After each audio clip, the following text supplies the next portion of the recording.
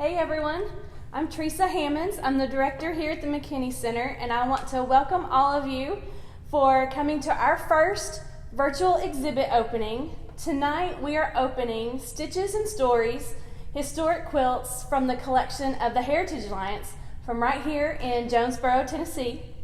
I want to take a minute to thank Miss Linda McCready Crouch, the owner of Tennessee Quilts, for all the help she's given us here.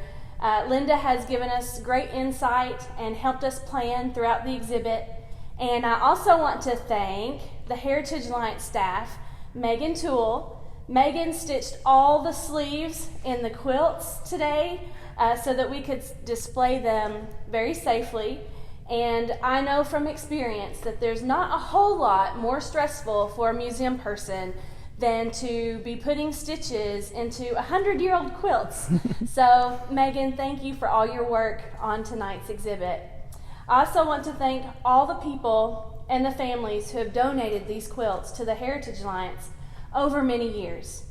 Quilts that make their way into museum collections tend to be family heirlooms. And Ann Jafellers Mason, the director of the Heritage Alliance, and I both have worked in the museum field for many years. And we know what an honor it is when someone walks into your door and gives you something like a quilt or an artifact that has been passed down through generations to them. It's our responsibility and our pleasure to care for these items and to keep their stories alive through exhibitions like this. We want you to safely come and see these quilts. You can see them in person. You can do that by calling the McKinney Center and reserving your personal viewing starting Monday, July 20th, and you can bring a total of 11 people with you or fewer, and you'll have your private viewing of the quilt exhibit for 30 minutes. And again, you can do that by calling the McKinney Center at 423-753-0562. Now, I'm going to turn the program over to Merikay Waldvogel from Knoxville, Tennessee, and Ann Jafellers Mason. Merikay is an expert on quilts. She's an author and speaker and has traveled widely to spread her passion and knowledge about quilts. And Ann Jafellers Mason is the director of the Heritage Alliance, and we're happy to have her here tonight to share some very specific stories about these quilts, their makers, and their history. I also will be following them around tonight, monitoring all the comments and questions. So please send us a thumbs up, let us know where you're viewing from, and send us your questions. I'll try to get to everybody, but I can't promise we will do our best. And so again, I want to welcome and thank Merikay and Ann, and we can't wait to hear more about these great quilts. Thank you both. Thank you. All right. Okay. All right, we're going to hold on to these. So Ann and I are going to have some fun tonight. We are going to have some fun tonight. We're really excited. We've got history, and we've got all kinds of great quilt info to share with you. I've learned so much doing this exhibit. Real quick, I'll tell you a little bit about the Heritage Alliance. We're a small nonprofit in Jonesboro. We are membership based, so if you'd like to become a member or volunteer, definitely contact us on our Facebook page or our website, heritageall.org, and ask how you can get involved. And the 15 textiles you're going to see this evening, some are quilts, some are blankets, some are coverlets. These are all from our collection, our archival collection. We've been collecting since the 70s, long before the Heritage Alliance came to be. We didn't come to be until 2001. So some of these quilts predate us, and they were donated to the Jonesboro and Washington County History Museum. And then they became part of the Heritage Alliance once we came into existence. So now it's our job to care for them and make sure they're here for another 100+ years. And we're so excited because most of these have never been on display before. You know, it's hard to mount a quilt exhibit. They take special care, and you need the perfect place to do it. And the McKinney Center happens to be the perfect place. They're well equipped for it, and we're really excited for them partnering with us to make this happen. So tonight we're going to share some stories. We're going to share some stitches. So that's enough about me and the Heritage Alliance. I'm going to turn it over to Merikay to talk a little bit about her expertise that she's bringing to us tonight. Well, I'm Merikay Waldvogel. I'm from Knoxville, Tennessee, which is about 2 hours from here by driving. I, with Betts Ramsey, did quilt surveys in the 1980s, and we came to Jonesboro often. I think we were here 3 times to look at quilts, and there were wonderful quilts here. We were always glad to come, especially the red and green applique quilts and the pieced quilts. There must have been a long quilt heritage here. And I think we should start with the very first one. Yeah, so our first piece here in the exhibit, some of these pieces we know a whole lot about, some of them are kind of unknown, kind of a mystery. So while you're watching, if you recognize any of the names we say tonight or recognize the piece, feel free to comment about it or send us more info like, hey, I know so-and-so, they were a relative or a family friend. So this piece is unfinished. It's a quilt top, and it was donated to us by Beatrice Brown Webb. We're not sure if Miss Webb made this or not, but she certainly donated it. It's got some little splotchy marks on it, so maybe that's why it wasn't finished, or maybe she was saving it for someone else to finish, and that's why it didn't get done. But yeah, so if you know anything about Beatrice Brown Webb, let us know. So, turning it over to look at some of the technical aspects of this quilt top. It's a pieced object. It's made, and the name of the pattern is Sugarloaf. In fact, it should be turned vertically to really see how the pattern was designed. A sugarloaf would be like in the colonial homes when the sugar came in kind of a cone, and it was very decorative, or it was valuable.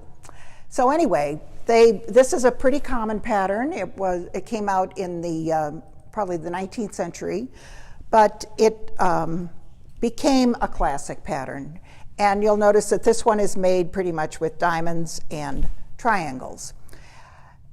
It is not quilted. It's just simply pieced, and I think it's all by hand. It is by hand, yeah. It's all by hand. And we have another one that was donated in this group that you're going to see later, a double Irish chain, also not finished. So, you know, there are quilt makers who enjoy one aspect, the piecing. And I happen to be one of those people. And you'd leave it to the others to do the hand quilting, or today a lot of quilting by machine. I know you said it's the top, so how many layers does a quilt have? Okay, a quilt is basically a sandwich. It has a top, it has a backing, usually one piece, but not always, and then inside is what we call the batting, or the cotton, sometimes wool, that's the insulating factor, the inside. So this one is just halfway there. Yeah. And you'll see Merikay and I are going to touch the quilts this evening to show you all the backs and stuff. But if you come to see them, do not touch the quilts. That is rule number 1. It's like, do not feed the animals at the zoo. Of course, the oils in our hands aren't good for the quilt. So that's why we're wearing gloves. We've got protective gloves on this evening. But we ask when you come to visit them, please admire them from a distance. So, all right, we're going to go on around this way.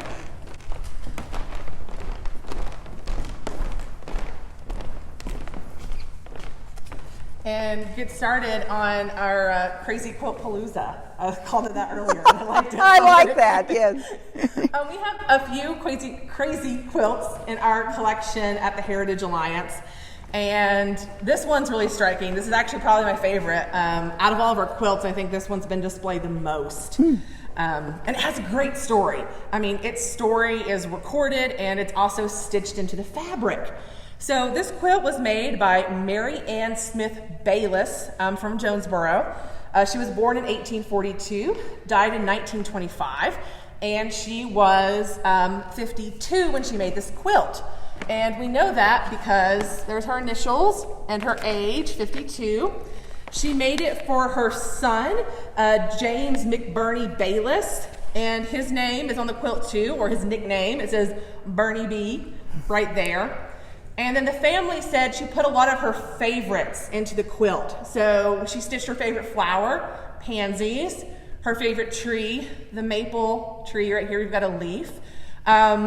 We don't for sure know about every single thing she stitched, but the family indicated that she definitely put a lot of herself into this quilt.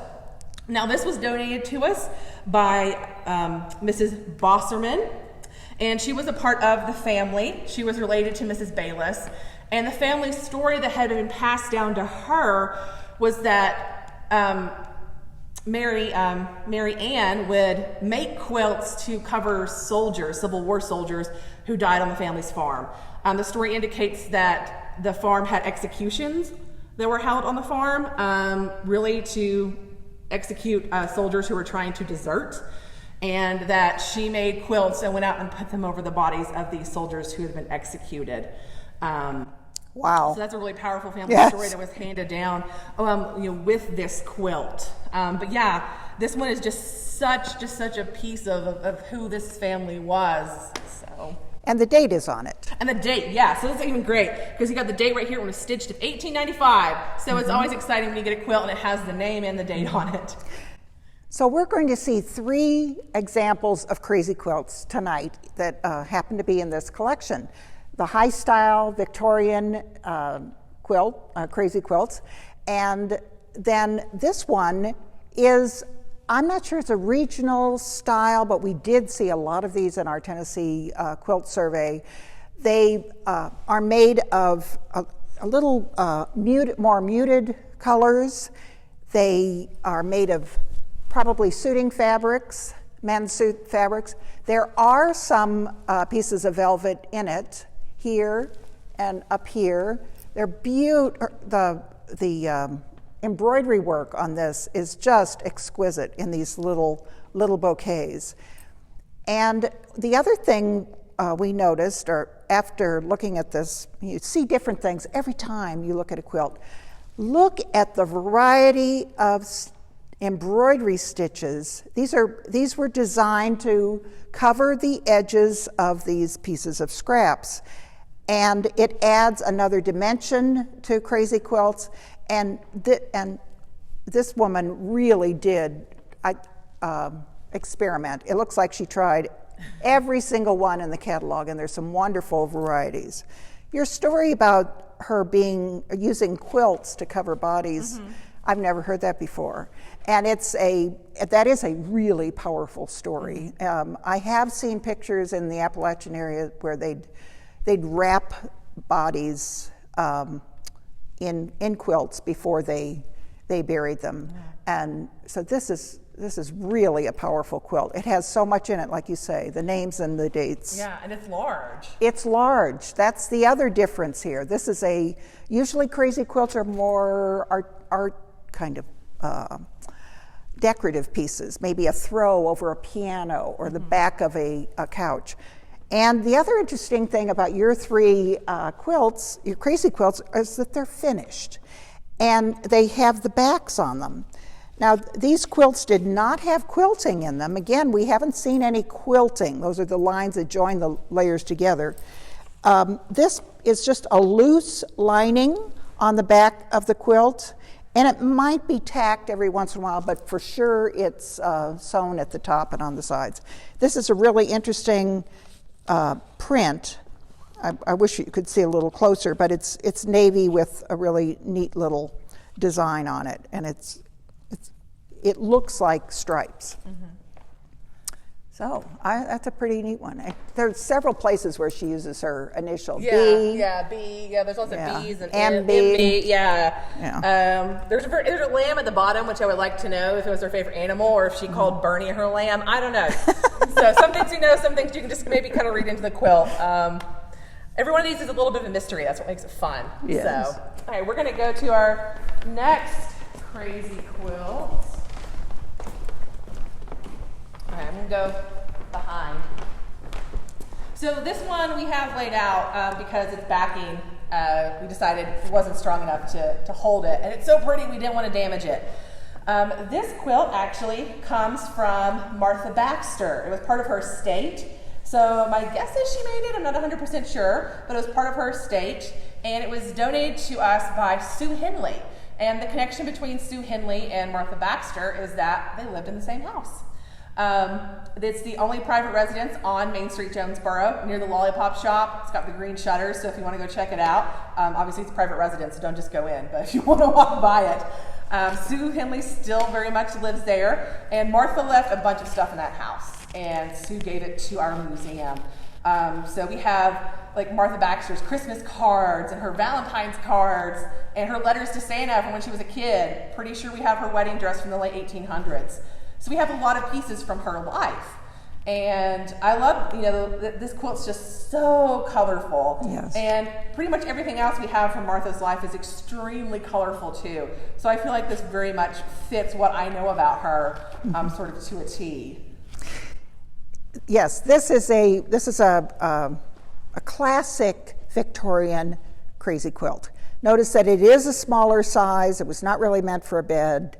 It was probably a decorative piece. And it has beautiful wide velvet borders on it. It's finished. It's lined just like the other one. Maybe somebody told the people of Jonesboro that that's how you finish crazy quilts. And it's not finished until it's finished. Maybe somebody said that.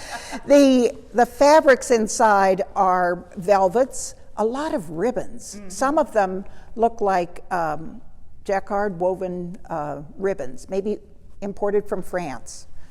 What do you know about the stores in Jonesboro at this time? So the stores 1880s. We think, yeah.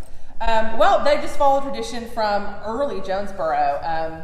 Since Jonesboro, it's the county seat of Washington County, so it's really kind of there on like the moving frontier as the United States develops. Mm-hmm. And the merchants here were able to use the main road, which today Main Street, and then later the train after the Civil War, to get a level of goods into Jonesboro that's pretty high end. Uh-huh. So as early as 1802, they're going to have dish patterns and dress patterns that are common in Philadelphia.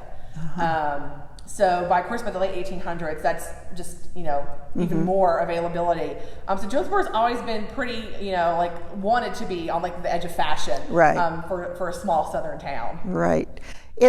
And to explain to people who may not live here, Jonesboro is really Upper East Tennessee. Mm-hmm. People would have come down through Virginia. Mm-hmm. It's basically what is 81 today. Yeah, we are like really less than an hour from the North Carolina border, and we originally were part of North Carolina. So we are, very northeastern tip of Tennessee. Mm-hmm. I wanted to point out here, look at the yellow ribbons there, and they're going to show up in our next crazy quilt that we're going to talk about. And the edging on this one, these are not as elaborate as the ones on Miss Bayless's quilt. But maybe the fabrics outshine, or the collection of fabrics outshine what Miss Bayless did. But crazy quilts were art quilts, and they occur just as a fad all over the country. And the fact that they show up in the frontier Tennessee post-Civil War shows that we weren't out of the mainstream at all in this area. I have a question for you, and you might not know the answer, but it just occurred to me. So a lot of what comes to America in the Victorian age is because it comes from England. I mean, that's how you get the name of the Victorian age, from Queen Victoria. Were they making these quilts in England, do you know, or is it really just American, sort of experience? That's a good question.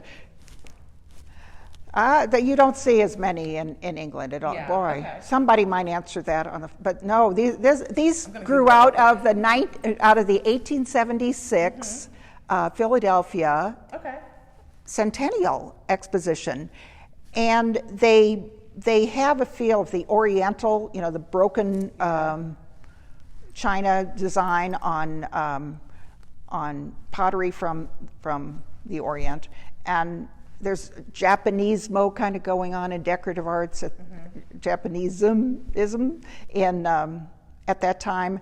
It just kind of bubbled up, and there were a lot of women's magazines talking about doing this. Okay. And they provided little catalogs and books talking about how to do what to put on your crazy quilts.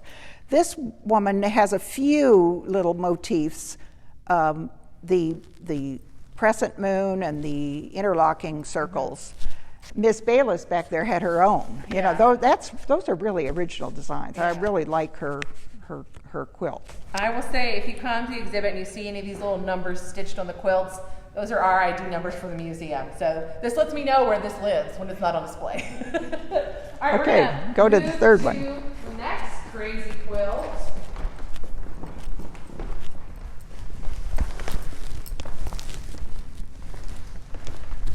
And I just love that all three of these are such a different color palette. That's what I absolutely love about them.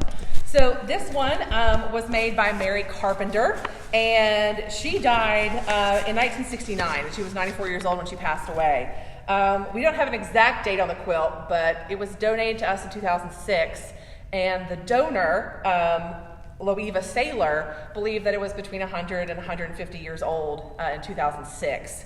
Now, we do know that Mary Carpenter, who made this quilt, she ran the cafeteria at the Johnson City Middle School for a number of years and was a member of the Barter Theater, which of course still puts on productions in Abingdon today, and they date to the Depression era in the 1930s. But I love this color palette, and it's just amazing how some things hold up through time. Like blue velvet, I am just stunned that the blue velvet is still so vibrant. Mm-hmm. Yes, what we're looking at is a deteriorated crazy quilt, but it has such an impact graphically, I think, because there's all this white area here, and that's the area where the fabric is, the silks, for example, or maybe taffeta, whatever, they have disintegrated, and it's left the foundation. Mm-hmm. And we really haven't talked about how crazy quilts blocks are made, but these are done like, this would have been the unit, and it would have been a white or this canvas backing, one big piece of that fabric, and then you start putting down pieces from your scrap bag in various ways and stitching them on, maybe basting them on, layering them, and then this one in particular does have, this is a pretty common thing in crazy quilts to see a fan, and they have it in the four blocks. And this is velvets, and yes, you're right, all the velvets seem to have stayed, or maybe they're also the ones that are, this area is not velvet, but it's very heavily embroidered, and maybe that has held the pieces in place. You know, I mentioned that there are some standard or some typical designs that show up on crazy quilts. Anchors, the little moons, the little circles. Sometimes there are little people on them, little embroidered people. This one doesn't have any of those, except maybe that little basket. There's one of those yellow grosgrain ribbons, too. There's a lot of ribbons on this, and there were on the other one that we just looked at. I'm curious about this symbol, this paisley symbol, and if what's the symbol for that? I don't know. It's on here several times. Oh yeah, it is. Huh. And I have a feeling that one woman, you asked that earlier in the day, do you think that 2 or 3 people might have worked on this or more? I think this one I think all 3 of them seem to be at least one person running the show. Yeah. There might have been people helping with some of it, but I think it's one person's design. Yeah. And this is finished. Yeah, it is finished. The back's equally Again, pretty. It's finished, just like the other 3. Again. Yeah. And we were talking about the siding here is ribbed velvet. I thought it was corduroy, but I had to do some research. And it's ribbed velvet, which you get up close to it, you can tell, but it definitely kind of looks like corduroy from a distance. So again, when you come visit, do not touch the quilts. Yeah. Okay. Right. Well, we're going to leave Crazy Palooza behind and go to another piece, equally beautiful for different reasons.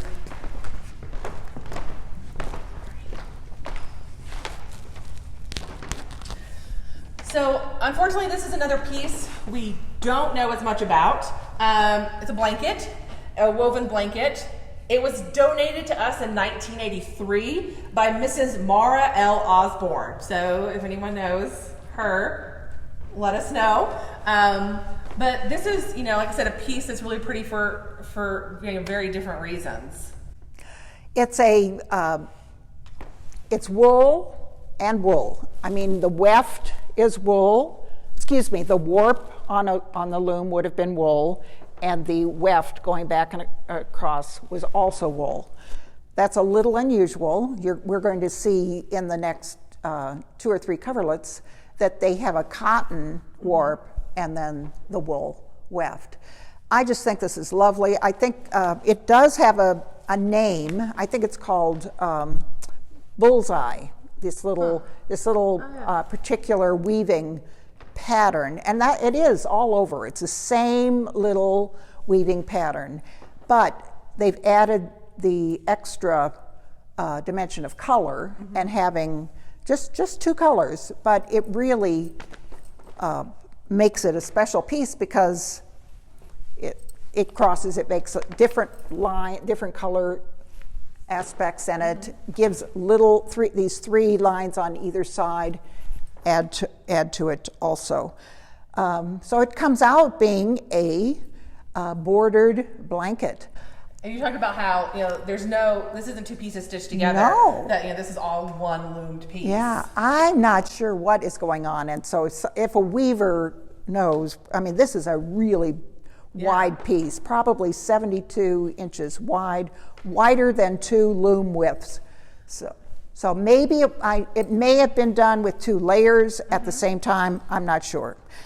We also should point out that at the top and the bottom, they've added a little blanket stitch, right name for it, just to hold the so it doesn't ravel anymore. So this is a really, really nice piece. It does have a couple holes in, but it is really nice. It's an unusual thing to see in the South, but very nice. We're gonna go check out our first of our coverlets.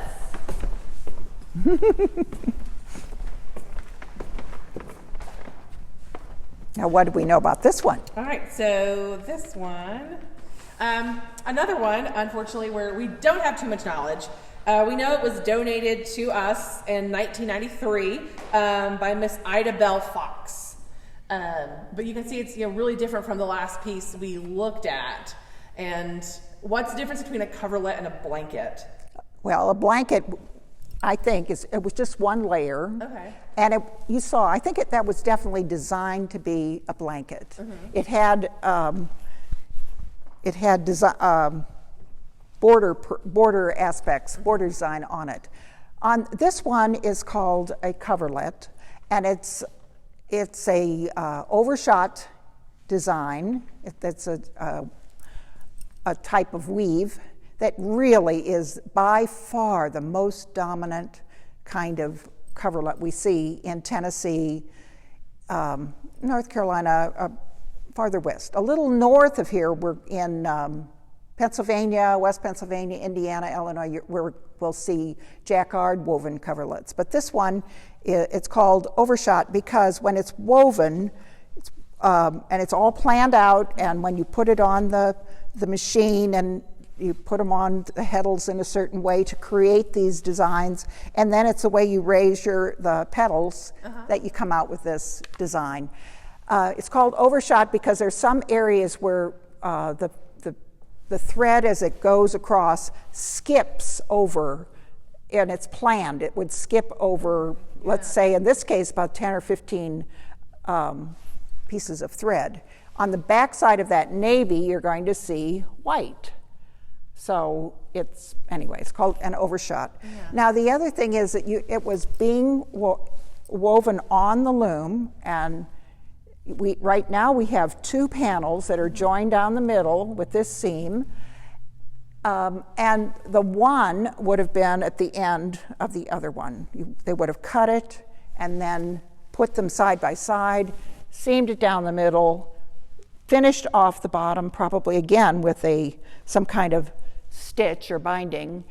And if you're a really good weaver, and I know I was taught how to do this, but I could never get them exactly right. All of these lines should have lined up perfectly. And they don't in this one. Mm-hmm. We've actually got this turned around. We did it on purpose, right? We did it on purpose. We did do it. So you can see, you can see this, but yeah. And There's this is side. the front side.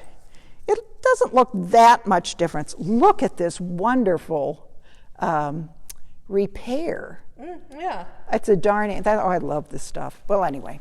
And you're talking about how, it's 3 colors, which can be unusual. That is. Because some of the other ones we see are just 2 colors, which Right. was a little more the norm. Right. So this has a lot of, it is 3 colors.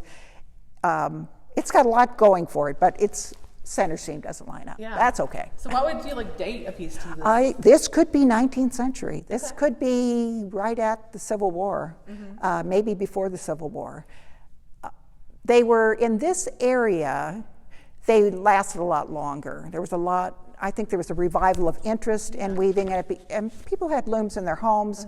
And even like in the mountains, in the Smoky Mountains, it became almost a tourism attraction to come and watch people weave, and they sell their items. We have a turn of the 19th century loom in the Christopher Taylor house. It's in our collection. We moved it there so it could be used because it's so usable. Yeah. And we have a volunteer weaver, Jan Turner, who comes and she makes little tea towels on it because that's the warp we have right now. But it could do a blanket if we had a bigger warp. So. Yeah. And in this case, the warp is cotton. All these white, all the threads going this way would be white cotton, and then going across would be wool. In this case, it's red and navy, but they also have some white in here, and I think that is cotton. It's called the binding of it. But anyway, so it's cotton and wool. Yeah. And if you wash this, oh my gosh, it would get really scratchy. You should not ever wash a coverlet. We'll actually on August 1st be releasing a historic textile quilt care video to let you know the do's and don'ts. But the first one is don't wash it. Especially not in the washing machine. Right. So, all right, we're going to move on down.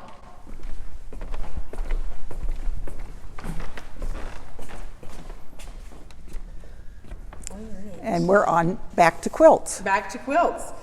This one has a really old connection to the Bean family. And if you're local, you know the Bean name. Let's see, this was made by Ella Charles Bean. She died in 1953 at 73 years old, so also lived a long life. She was married to Edward Watterson Bean, and that's how she's related to the Bean family through marriage.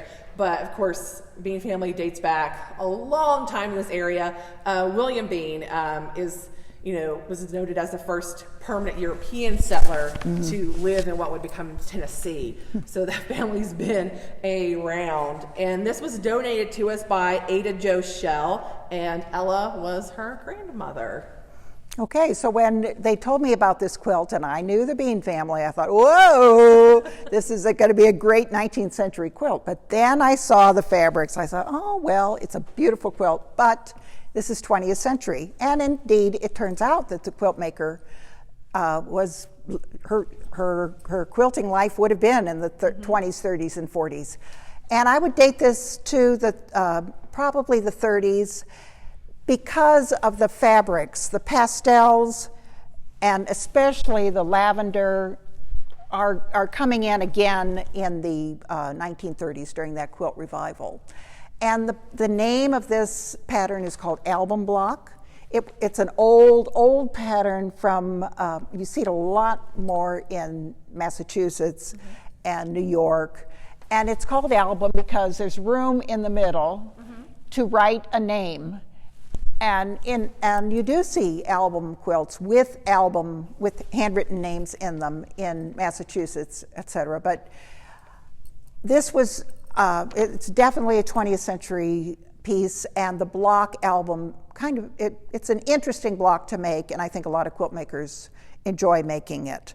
So we've got this is kind of a calico checked piece that comes in the 1920s, but I think this lavender probably moves it up into the 1930s. This is the first one I think we've seen that actually is quilted.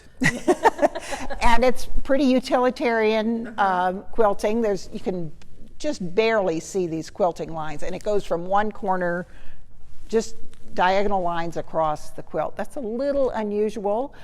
They might have been trying to line up with that. That is exactly what they're doing. They're lining up with the X of the block itself. So if this is a popular pattern in like Massachusetts in the north, how does it get to this area? Well, because of that quilt revival in the 30s, and a lot of companies started. They saw that women were making quilts, and they had to look somewhere for blocks, and so they looked to the past, and they would update them and change the name of the blocks. But basically, it is an album block. The one at the top up there is the second one in.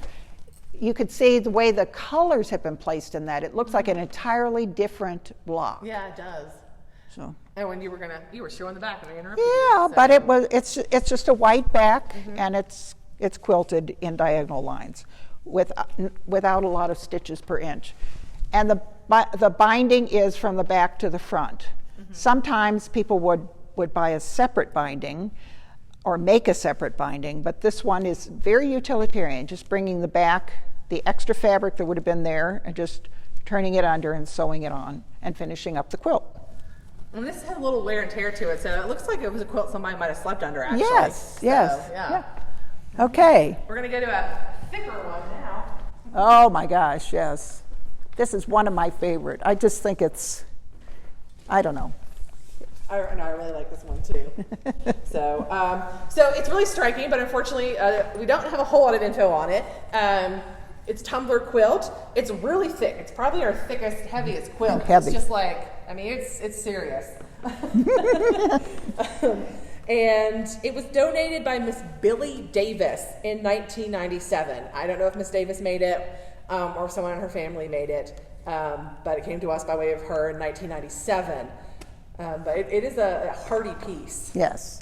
It probably dates to about 1900, maybe 1910. I've heard these called comforts. We talked about a quilt, we talked about a coverlet, and artistic crazy quilts. This is basically, it's not quilted, it's tied. It is pieced. This is a pattern called tumbler, and it's a pretty easy one to do because you just have these cut pieces, all the same size, and then you sew them next to each other, making a long strip, and then you just sew the strips together, start from the bottom, go that way, start that way, and then put them in. And the backing on this, you comment about this, right? Yeah. We think, your notes said that it was a hand loom, that the back was hand loomed. Yeah, and the more I look at this, I wonder, could that be uniform? Yeah, it is that that butternut squash color. Right. So uniform or suit, like you mentioned, like this was. Did you say a woman's suit? I think it looks more women's suit. Yes. Yeah. So maybe to an extent, it's a memory quilt for someone. Could it's be. Pieces of their clothing. We still see that today. Or when you take someone's all their high school band shirts and make a quilt out of that as a memory quilt. And then you've got some of the ribbed velvet on here as well too. Yeah, it's and really when you look at it, there's probably only about 5 sources here, 5 different maybe a couple more, but it's very it's almost, it looks, I guess that's what I like about it. The palette of it is nice and warm. Yeah, it was really intentionally chosen. Right. So, yeah. It's not a huge quilt, but it is heavy. It is heavy, yeah. I told you that story this morning about my friend Willie, little girl, and her sister who in a cabin in the Smokies. She told me this. She said, my mom would we'd be in the same bed, and in the wintertime, and she'd pile all these quilts up on top of them, and she'd put the heaviest one, which is exactly like this, on top to hold the whole pile in place, the 2 little girls in there. And she said, and you know what? Some mornings we'd wake up and there'd be snow on top of that top quilt. Now, she might have been pulling my leg. I just moved here. But but it's possible. Yeah. It's very possible. Very possible. Living in a cabin on the 2nd floor, the snow might have come in. Yeah. Yeah. They're works of art, but they're also functional They works are. of art. They are. Okay. Well, we're going to go down to our most modern quilt we have in our collection. And this was donated to us in 1982, and it dates to that same era. It was made and donated to us by Ursel Hunter Snyder, Miss Ursel Hunter Snyder, and she made a lot of quilts in her life. She was a teacher. She retired from teaching in 1977, and at the time was estimated that she'd done 40 quilts and 130 tops. So again, seems like she preferred the tops over the other part. I'm sure by the time she passed away, she'd made even more. But her quilts are kind of all over the state, which is really cool. She had quilts with the Tennessee State Museum, Maryville College, Southern Baptist Seminary, and the Tennessee Baptist Children's Home. So she won several prizes for her quilts, and we're not the only museum that has one of hers across the state. So it's exciting that we do have this piece that she made. I think her roots were here in Jonesboro. Her maiden name was Hunter. But I had never, her name sounds familiar, but I didn't know her. But she's a prize-winning quilter. This is just almost perfection right in front of us. This is really hard to do. This is a pieced quilt. These are all hexagons. It's cotton. It's all by hand. She's quilted around each piece. It's just exquisite. She planned on the problems of when you make a quilt that's made of hexagons, you're going to end up with an odd edge, and so what she did at the top and the bottom, she just stopped the block halfway, the pink ones, and over here she actually added another row of hexagons. And this is an attached binding. It's not coming from the back to the front. It's beautiful, the white. It's really quite nice. Yeah, just that having to, plan like that. I just found. What'd you find? Wow. Well, can you read this? Oh, fashioned by Ursel Hunter Snyder. That's so cool. This is so cool. This is somebody who probably really was proud of her work. Yeah, that's like a custom made. That is. Yeah, tag. Yeah, and I am going to find out more about her. If anybody knows anything more about her, please let us know.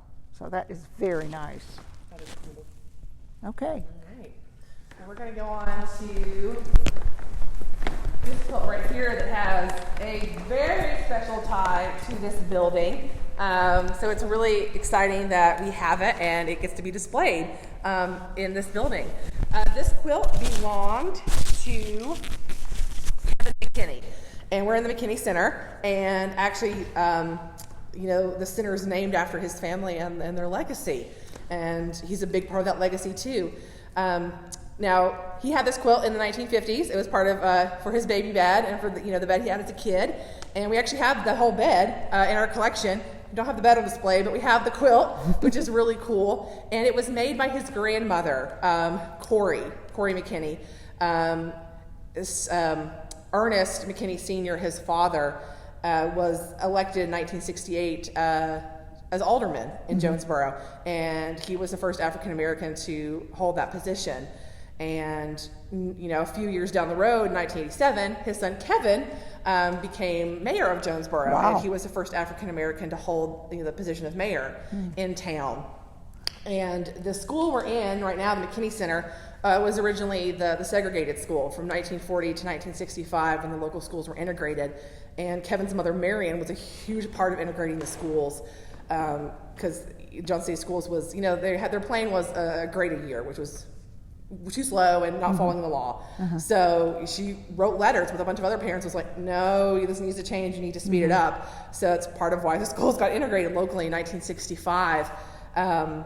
And so it's really awesome now today that this school that has this history bears this family's name, and that we have this quilt, and now it's here in the center on display. So I love the serendipity of history sometimes. Right. Yeah. And when you were telling me the story, you so in what 68, it was desegregated. 65 was desegregated. And 3 years later, he's an alderman. He's elected alderman, and he's actually elected alderman in Jonesboro, Tennessee, so one end of the state, and then a complete other end, West End, Memphis. That's the same day Dr. Martin Luther King is assassinated. So two very different stories in the same state. But yeah, we're really excited that we have this quilt from this family as part of our collection. So this building was the Booker T. Washington. It was, yeah. School. Originally it was the Booker T. Washington School. Marion McKinney went to school here. She actually helped choose the name for the school when it was being built. It was a WPA project. Wow. And Ernest later was a principal here. So the family had, big ties to this building. Very cool. Yeah. And I wish you could all see it wherever you are in other parts of the country, because it's really restored. Jonesboro is known for its historic preservation, way back to the 70s. And I had not been in this building. This is a 20th century building being restored. It's beautiful. Well, let's talk about his quilt. His grandmother made for him, and it's basically a checkerboard block, and alternating with a solid block. And this blue is what's called robin's egg blue. This quilt's had a lot of loving, a lot of use, but she made it for him, and I bet she was just proud as could be of that little boy. Oh yeah, no, definitely. So. Yeah, I do love that you can see that this one was well used. And that's part of the reason we don't have it hanging, is because it was so well used, and we don't want it to deteriorate any further. And we were talking about earlier just how these blues hold up. Right. Certain dyes hold up better than the other ones. This block here is again a 4x4, 16 block, but everything in here is pretty much faded, so it's ending up looking white. This one still has the blue here has stayed. That one probably wasn't, but it's a lot of fun. Well, this was definitely made with love for sure. Okay. Oh, thank you. All right, we're going to come to our next quilt top. Thank you. Would you take me out? And same thing. This was donated by Beatrice Brown Webb in 1992. Again, I don't know if Ms. Webb made it or if she just donated it, but it's another one of those unfinished pieces that we have from her. But it's really different. As you were saying when we started, really different from the first unfinished piece we saw, the first quilt top. That was Sugarloaf. Yeah. But it still has the green, and it also, the other interesting fact is that it's solid fabrics. For some reason, she decided maybe, she didn't like the scrappiness of quilts, or maybe the romantic kind of look of quilts, and so she's choosing some distinctive colors. I don't know. We could only read into what we see here. But I also like to point out, for people who know this pattern, it's called Irish chain, and basically it's 2 colors and white. The construction is fun. It's really interesting because it looks like it's a big cross, and somebody might look at it and say, "Oh, I can do that." And even counting, well, it's green, red, green. Red. Somebody might take a whole strip like this and go this way. It's much more simpler. Here's the block right here. It's a 5x5, and then next to it is a white block that has these little 4 squares actually appliqued down by machine, and a diagonal going across. And this one does not have the quilting yet. Probably there could be a beautiful wreath right there, maybe some long lines going across it. Somebody might want to go around each one. She did put borders on this. I think this one is all machine. Yeah, it's all machine constructed. whereas her first one was by hand. Oh, there's no wrong way to do it. No. So machines can do a lot. Yeah. And the next one is another Irish chain in a different formation. Yeah. Very different formation. Okay. And this one we know a little more about. Dates to, late 1800s, Yes. 1880. And it was made by Mrs. Elmer Frost. And she made it in Ashland, Kentucky. That's where she grew up. And she brought it with her to Jonesboro, probably after she got married.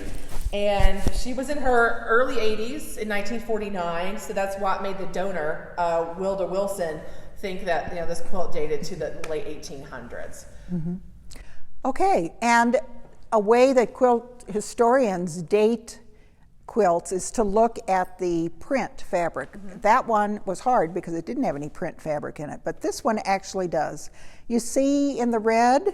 Yeah, little horseshoes. Little horseshoes. And those are, every textile line has a little sporting print. They're called sporting prints. This one had horseshoes. Sometimes they were golf clubs. Sometimes they're people on bicycles. It's a fun thing to collect. Yeah. And it's a good way to date a quilt. If you see that in there, it's probably 1880s or the last quarter of the 19th century.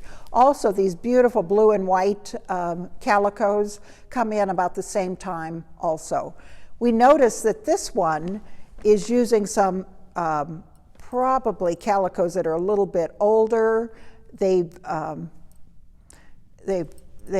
faded a little bit more, and they're not hanging in there as well. But if you look at this quilt, I wanted to point out how this is put together. Mm-hmm. This is Irish chain again, but it's a square as opposed to diagonals. And this block goes from here up to here, down to here, down to here, down to here. I know that because all these are the same fabric. Same thing here. Here to here, here to here, here to here, here, back up to here. And they go together in a really nice way. It looks perfect, right? Except that we noticed we found in the upper left-hand corner, here's this red block up here. And the blue line, Yeah, and we were wondering, we'll never know. I mean, some people might say it's that vanity block. People say, well, I can't make something that's perfect. In the eyes of God, you can't make it perfect. We're human. But I think as a quilt maker, if you've made that red block and you're at the end and you realize, oh my gosh, it should have been navy, I think most people would just put it in and let it go. This one has a nice binding too on it. It's a separate binding. This has beautiful quilting in it. Mm-hmm. Again, it's crosshatch just going all over the entire quilt. It does have parallel lines in the border. It does have some damage in it, but it's really, really a nice piece. So this is from Kentucky, still pretty much the Appalachian area. Oh yeah, and you said it looks very much like a Kentucky. It does. It's bigger. It is. We could talk about the size. It's almost it's a good size bed quilt, and I think it is. It was functional. Mm-hmm. It is lightweight, so it probably would not be for a winter night, but it's. I think saying like spring and like summer quilts. Yeah. Very, very nice. We're gonna go check out what's on the back. Okay. Talk about perfection.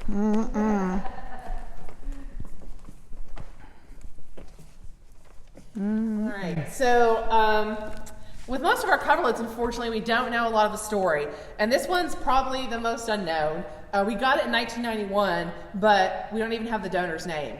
So whoever gave it to us gave it anonymously, and people do that for whatever reason.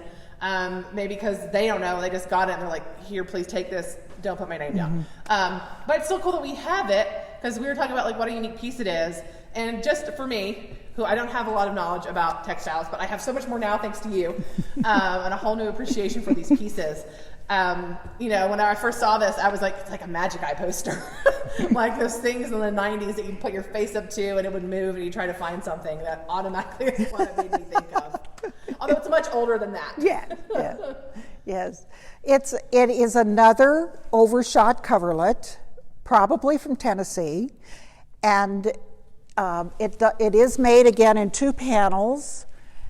This is almost impossible to see where the seam is down the middle. Whoever made this was just a perfect weaver. Everything lines up going across. We did finally find the seam going here. There's a bit of a hole. There's a bit of a hole right there. And it's just perfectly lined up. It's a double bow knot, this piece right here. It kind of looks like a flower, but the traditional name is double bow knot and table. This other aspect is another piece, and it could be those could be another design, but they're basically a checkerboard. But this one, when I started looking for the names, I looked in a survey of coverlets of Tennessee, and there were 2 in this exact pattern, even with these ripples like this and the checkerboard in there. It was called Lee's Surrender. Interesting. Robert E. Lee's Surrender. And that's all we know about it. You're really lucky to have this. This is a very, very nice piece. It really holds up. Really, the only part that has a tiny bit of damage is at the bottom. So it's really, really a lovely piece. And again, it's overshot, and it has cotton warp, the white cotton warp threads, and the navy would be wool going across. And sometimes there's white going across also, but that would have been cotton too. So it's cotton and wool. And again, don't wash it because the cotton doesn't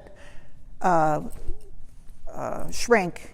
Cotton shrinks and the wool does something different. So it ends up being really brittle. So it's just not a good thing to ever wash these. No. Okay. We got a very, very different coverlet now, much bigger in size. But this one we know a lot about, actually. This has a connection to the Russell Hotel in Jonesboro, which today is the historic Eureka Inn, which is still a functioning inn. Now, the building actually dates to 1797, but it didn't become an inn until early 1900s. It was first called the Eureka, and then the Russell family bought the inn, and it became the Russell Hotel. And they owned it from roughly 1910 to 1922. And this particular piece was actually made in Bedford County, Pennsylvania, and it's going to come with the family to Jonesboro. And John R. Russell, this was donated by his daughter, Mary Carolyn Russell, and she remembered growing up in the inn and her mother managing the dining room. And she married William Patton Dungan in 1921, so right before her family turned over ownership of the inn. And his dad owned the Dungan School for Boys, which is the big brick house right next to the cemetery in town. Most people commonly know it as the Warner Institute. It was a school for girls, a school for boys, and then after the Civil War, a school for the freedmen. So it also has a strong connection to the African American community. And it's really cool that we have this piece. It's probably used in the inn, is my guess, on someone's bed. And, like I said, you can still go stay a night in this hotel. And also the Eureka Inn has fabulous breakfast and brunch to go, and you usually dine in, but right now it's to go, called Eureka Bites. So it's fantastic. So it's great that this, the building is still functioning as an inn. Yeah. This is a different kind of weaving. They didn't do this in the South, in this area of the South at all. This would have been in Pennsylvania, West Pennsylvania, Indiana, and they had itinerant weavers that went from town to town, spent some time, and made coverlets for people. This one has a border, it looks like it's trees across the bottom, the top, the sides and the top, but not the bottom. And again, it has 2 panels, and tried to match it up. It's not as perfect as the one we just saw, but it's really nice. This is, I think, called a winter summer weave, and the idea, or a double weave, the idea is that it's the threads, like here we're looking at from the backside, a navy tree against the white, and when you turn it over, it's a white tree against the navy. And it makes it very thick because it's really almost, it's woven double. Mm-hmm. And you'll notice also it has these little fringes on the edges where the red has been added in the plain area. So in the plain weaving. So here it's navy, and on the back it's red. Really, it's a much different kind of weaving than the overshot coverlets on the four harness loops that we had in the south. So is it meant to be reversible, or is this probably? I think this is the side. Yeah. I don't think so. Okay. I don't think so. No, but I took a weaving class once. We had to do a little bit of one of these, so it's hard. Yeah. So sure. Anyway. But it's very cool. Yeah. So, and it's neat that you've got the comparison with the overshot. Okay. And now we're going to... We come to probably the most Jonesboro of quilts in our collection. So it's fitting that we should end with this particular one. Okay. So we know a lot about this quilt too. We know a lot of its story. And again, it's a quilt where the story, to an extent, is written on it as well. Now, this quilt was made by the ladies of Jonesboro. It was a society in Jonesboro. You have a lot of women's groups in Jonesboro, especially after the Civil War. This quilt perhaps dates before the Civil War, because it does have a date written on of 1860. And of course, these were societies for women to sew, read, support literature, music. I don't know a whole lot of specifics of the ladies of Jonesboro Society, but it's clear that one of the things they did was support the local merchants. And this quilt was specifically given to the Merchant of the Year. It's got a date written on it of December 15th, 1860. And they gave it to John S. Mathis. He was the merchant that year. I don't know how many years they made these quilts for the Merchant of the Year. And he owned a drugstore in town for many years, both before and after the Civil War. And he lived on Main Street. His house was there. The house is gone. But if you walk down Main Street, Jonesboro, near Main Street Cafe is the 1959 post office. And that's where his house was. So, for many, many years. Now, the names of the ladies are written on this quilt on each of the blocks they did. So this was very much a group quilt. And we have a list of their names. I won't read them all because it's a pretty long list, but I'll read some of them. Miss Julia Bayless, probably related to the Bayless family. There's Miss A. Telford and Miss Ava Telford, which Telford, right down the road, is named for this family. Miss K.G. Slimmons, Hannah Smith, Molly West, Mary E. Embry. There's a lot of Embrys in the area. Martha Hall, and we talked about, and you'll talk a little more about it, Adelia McClin and the McClin connection. So when you come to see the full exhibit, and then also we're going to have a digital companion piece to this, and we'll have the list of all the names on this quilt. And also here in the middle, there's a poem. It's really faded. We think this quilt was washed, so do not wash your quilt, especially if there's ink on it, because it will erase the history from the quilt. You can't read the poem as it is now. It's really super faded, but we took like a high-res photo and were able to get the poem out of that. So the poem says, "And after years when you recall the days of pleasures past, and think of joyous hours that all have flown away too fast, if some forgotten air you hear brings back past scenes to thee, and sadly charms thy listening ear, keep one kind thought for me. Yours affectionately, Molly M.C., December 15th, 1860. So maybe Molly was the president of the group, since she got to sign the poem. We don't know. But yeah, this is just like such a Jonesboro quilt. And actually, if you go to the visitor center, our quilt square on the side of the visitor center, takes pieces from this quilt. Okay. Well, if some of my quilt history friends are still watching, they're probably drooling.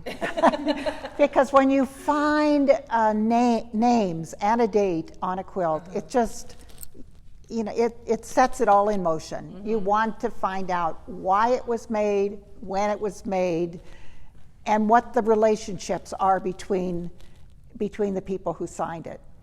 This one I think is really interesting. First of all, I did an exhibit of McKinney sisters quilts.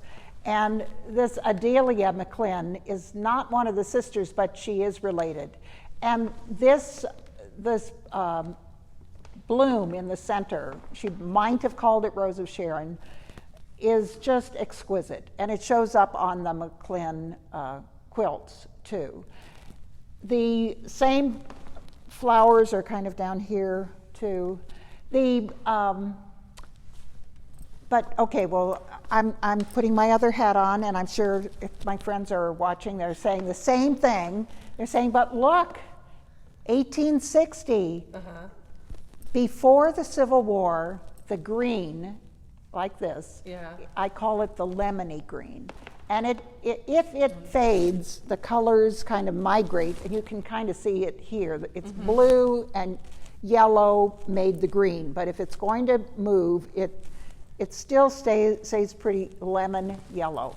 Whereas we always have said, maybe we're wrong, but we've always said that after the Civil War, when it's green and it fades, it was a one-step process. It wasn't the blue and the green, it was just one dip into a green vat. And when it fades to a kind of a neutral, kind of a dung color. And you could definitely tell that this was meant to be green, but now it's beige. And here we've got the green together. Yeah, like in some places, like this is still green, but you come right to the stem and now it's beige. So what's going on here? Could maybe these blocks up at the top that are holding their color, maybe they are from a project prior to the Civil War, and these others were made afterwards. Or maybe they've saved their fabric from before the Civil War. That, I don't know. But then we have the date. Yeah, 1860 written on it. So on a block that has the beige color. So I don't know. Yeah, so the other interesting thing here, I think, as far as the names are concerned, every one of these names are in the same place, and they're the same handwriting, and the handwriting goes back, leans to the left. And so I have a feeling that they were added, maybe when they presented this to this man. And they signed their block. And I think one woman went around and said, this was Miss So-and-so before she got married. Yeah. This was Miss. Every one of these people on here is a Miss. Miss. A Miss. And I don't know. Oh, and the other thing I think is really neat, I've never seen this before. The borders, each border is different, and each border has a name on it. Yeah. So whoever organized this wanted to give credit to the person who did the borders. This is a lovely border. I love that little leaf. And it's a different name. You got a name up there, boom, boom, boom. So we've got 4 names for every side of the quilt. So we've got 20 blocks with different names, and we've got 4 borders with different names. And the funny thing is that I have looked a little bit in the genealogy, and they were all unmarried women, so their names changed afterwards. But it hasn't been nailed down yet, and maybe somebody would like to take it on as a project. These are really beautiful blocks. They were probably Rose of Sharon. This might be that Mexican. It's the cactus. Oh, I can't remember it right now, but a wreath and the rose.